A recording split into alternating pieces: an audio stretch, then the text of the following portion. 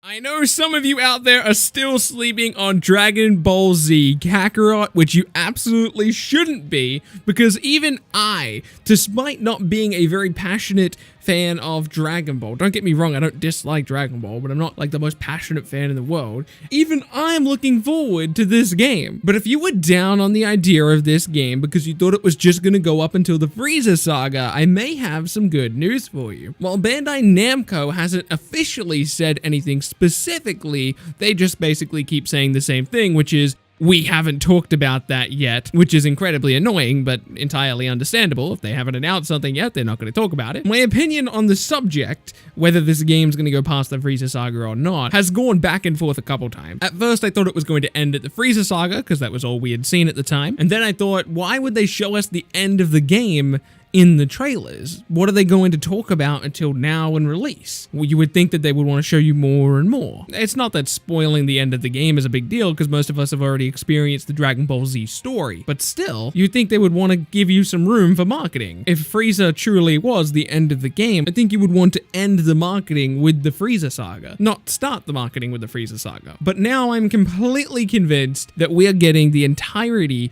of Dragon Ball Z. Two notable members of the community, PS360 HD2 and Geekdom, people with far more knowledge about the actual game itself than myself, have both publicly said something to the effect of, don't worry, this game covers the entirety of Dragon Ball Z. Specifically, Geekdom said the Dragon Ball Z Kakarot video game does not end at the Frieza saga. It covers until the BUU arc. And PS360's quote was pretty much exactly what I read before. And don't worry guys, this game will cover the entire of Z. If you haven't been paying a lot of attention to this game, this may seem like obvious news, but this piece of news has huge implications that you might not be thinking of right now. So for example, Goku is the only playable character so far. Bandai and Bandai representatives have come out and mentioned this multiple times. They are trying to make you feel like you're playing an RPG based directly on the manga. They want you to feel like you're playing the manga page for page. And if that's going to be the case, and we're going to go up to the BUU arc, well then Gohan, Gotenks, Vegeta, and probably Vegito will all need to be playable, because Goku is non-existent